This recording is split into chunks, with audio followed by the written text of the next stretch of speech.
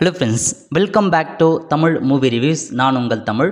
இன்றைக்கி நம்ம 2024 மலையாளத்தில் வெளியான கிஷ்கிந்தா காண்டம் படத்தோட திரை விமர்சனம் பற்றி தான் பார்க்க போகிறோம். இந்த படம் உங்களுக்கு ஹாட் ஸ்டாரில் தமிழ் டப் பண்ணி கொடுத்துருக்காங்க, பார்த்து என்ஜாய் பண்ணுங்கள். இந்த படத்தோட ஷார்ட் ஸ்டோரி என்ன அப்படின்னு பார்த்தீங்கன்னா, நம்ம ஹீரோ பார்த்தீங்கன்னா ஒரு ஃபாரஸ்ட் ஆஃபீஸராக இருப்பார். நம்ம ஹீரோவுடைய மனைவி பார்த்தா சமீபத்தில் தான் ஒரு நோயால் இறந்துட்டு இருப்பாங்க. அதேமாரி அவங்க பையன் தொலைஞ்சு போயிட்டு இருப்பார். அவர் பார்த்தா ஹீரோ இன்னொரு கல்யாணம் பண்ணுறாரு. அவர் தான் பார்த்தா நம்ம அபர்ணா முரளி, அவங்க தான் ஹீரோ நடிச்சிருக்காங்க. ஸோ மேரேஜ் பண்ணிப்பாங்க.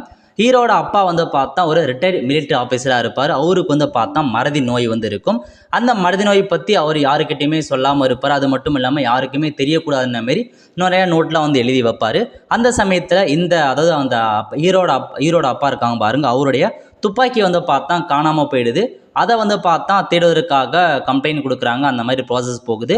அதுக்கப்புறம் அந்த துப்பாக்கியால் அவருக்கு என்ன ப்ராப்ளம் ஆச்சு, அதனால் அந்த ஹீரோக்கு என்ன ப்ராப்ளம் ஆச்சு, அவங்க குழந்தை ஏன் காணாமல் போச்சு. ஸோ இதை தான் மொத்த கதையாக கொண்டு போயிருக்காங்க.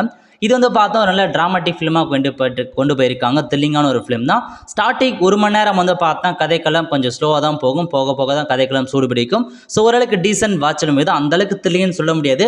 ஸோ ஸ்டார்டிங் 1 ஹவர் பார்த்தா கொஞ்சம் ரொம்ப லேகாக போராக தான் போயிட்டு இருந்துச்சு. ஸோ போக போக தான் கதை பார்த்தா போகும். ஸோ இதான் உங்களுக்கான இன்ஃபர்மேஷன். ஸோ அந்தளவுக்கு த்ரில்லிங்லாம் ஒன்றும் சொல்ல முடியாது. அவங்க வீட்டில் இருக்கவங்களே ஆல்மோஸ்ட் கண்டுபிடிச்சிட்டாங்க. அவங்க பையனுக்கு எல்லா இன்ஃபர்மேஷனுமே தெரியும். பட் அபர்ணா பாலம் அவங்க தான் பார்த்தா கண்டுபிடிப்பாங்க ஒரு சில இன்ஃபர்மேஷனாக. ஸோ ஃபைனலாக அதாவது அந்த அப்பாவோட இருக்காங்க பாருங்கள், ஹீரோட அப்பா என்ன பண்ணார், அவர் எதுக்காக மறதி நோய் வந்துச்சு, அதனால் அவர் என்னென்னலாம் பண்ணார். ஸோ இதான் மொத்த கதையாக கொண்டு போயிருங்க. நல்ல ஒரு த்ரில்லர் மூவினே சொல்லலாம். ஸோ பார்த்து என்ஜாய் பண்ணுங்கள். டீசென்ட் வாட்சல் மூவி தான். பட் 1 மணி நேரம் கடந்துட்டீங்க அப்படின்னா படம் சுவாரஸ்யமாக போகும். பட் அந்த 1 மணி நேரம் நீங்கள் படத்தை இன்னும் பெட்டராக எடுத்துருக்கலாம். ஏன்னா அந்தளவுக்கு ஸ்லோவாக லேகாக தான் போயிட்டு இருந்துச்சு.